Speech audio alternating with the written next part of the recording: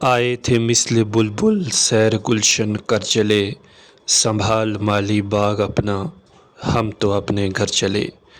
सैयद मुश्ताक अहमद बुखारी सरहदी ज़िला पुंछ की तहसील सुरनकोट में 75 साल की उम्र में आज इंतकाल कर गए। सैयद मुश्ताक अहमद बुखारी न सिर्फ ज़िला पुंछ जम्मू कश्मीर बल्कि हिंदुस्तान भर में जाने जाते थे। उनकी जहां एक सियासी बैकग्राउंड थी, वहीं वो एक पीर घराने से ताल्लुक़ रखते थे।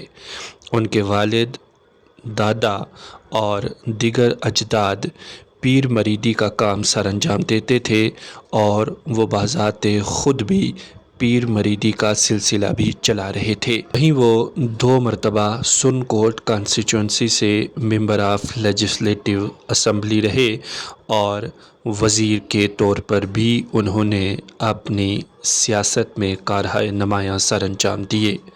सैयद मुश्ताक अहमद बुखारी जहां सैयद घराने से ताल्लुक़ रखने की वजह से और अपने अजदाद की पीर मरीदी की वजह से आवाम में मशहूर थे, वहीं दूसरी जानब उनका सियासी कैरियर भी काफ़ी अहमियत का हामिल माना जाता है।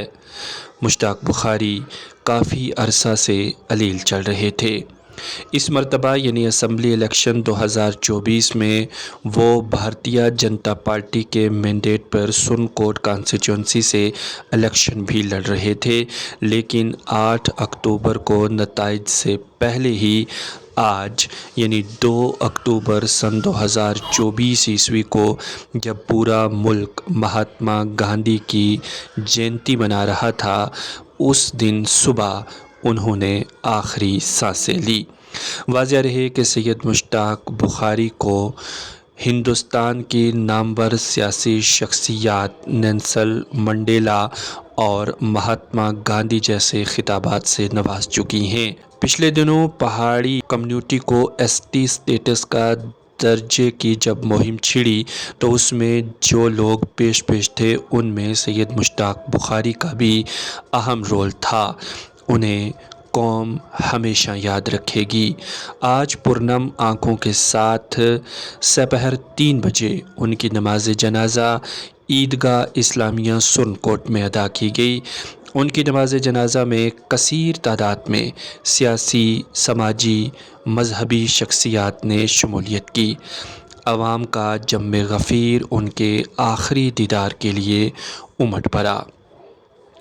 उनकी आखिरी रसूमात शाम करीब 5 बजे पमरोट के मकाम पर अदा की गई, जहां दूसरी मरतबा उनकी नमाज जनाजा अदा हुई और पुरनम आँखों के साथ इस चमकते सूरज को हमेशा के लिए अलविदा कर दिया गया, सुपुर्दे खाक कर दिया गया।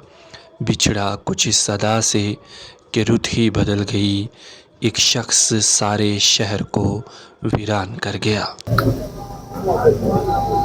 बचपन तो बहुत सारी इस बाल साहब नाल असफरीद साहब उन्होंने और बड़े गहरे ताल्लुक सुने। मैं अक्सर इन्होंने कई बार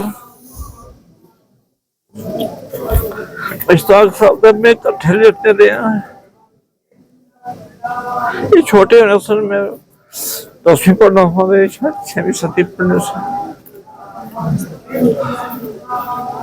और इनके बाल सब बुजुर्ग अल्लाह ने वाली सन।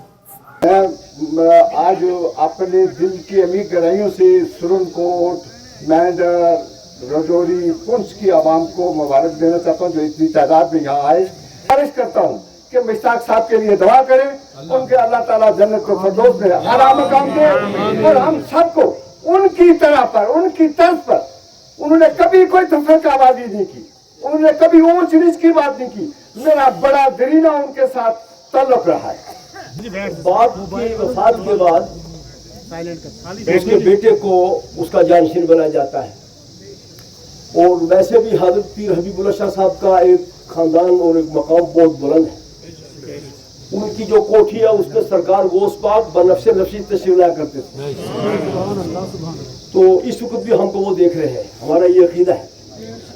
तो उनके जो साहबजादे हैं हजरत सैयद मुश्ताक अहमद बुखारी साहब, अल्लाह ताला उनको जन्नतुल फरदौस अता फरमाए। उनके साहबजादे उवैस अहमद साहब बुखारी, मेरी दुआ है कि अल्लाह ताला उनको उनका जानशीन बनाए और लोगों की खिदमत कर सके, समाजी बंदा बन सके। तो बुखारी साहब रियासत के एक नामवर शख्सियत थे जिन्होंने अपनी 40 साला सियासत के अंदर मुल्क, रियासत और कौम की खिदमत की। तो इस पे आज पूरी कौम सदमे में है। मैं सभी हजरात दरहाल, राजौरी, जम्मू, मेंढर और वादी सुरन के तमाम मौजूदीन हजरात का दिल की अमीर गहराई से शुक्रिया अदा करता हूँ और अल्लाह ताला से दुआ है, आप हजरात से भी मेरी ये अपील है, जहाँ उलमा और मुहक्किकीन भी तशरीफ़ रखते हैं, सबसे मेरी ये अपील है कि आप बुखारी साहब के लिए दुआएं मग़फ़िरत करें। अल्लाह ताला इनको जन्नत फ़िरदौस में आला से आला मकाम अता फरमाए और हमें उनके साहबज़ादा, हमारे भतीजे अवैस बुखारी और हम सब को उनके नक्शे कदम पर चलने की तौफीक अता फरमाए। मैं एक बार फिर आप सभी हजरात का, सभी मौजूद सामीन हजरात जितने भी यहाँ मौजूद हैं और जो नींद इस वक्त शामिल हुए, जो दूर दूर से हजरात आ रहे हैं, उन सबका शुक्रिया अदा करता हूँ। वस्सलाम। मुश्किल और दुख दर्द है जितना कि इन सबको मैं अपनी तरफ से, अपने खानदान की तरफ से, पूरी पुंछ की अवाम के इस दुख में शरीक हूँ। बुखारी साहब हमारे लिए हमारे वालिद की तरह थे, हम सब के लिए जो हम आए, इसी तरह जिस तरह उवैस पला उसी तरह हम सब भी उनके हाथों में पले।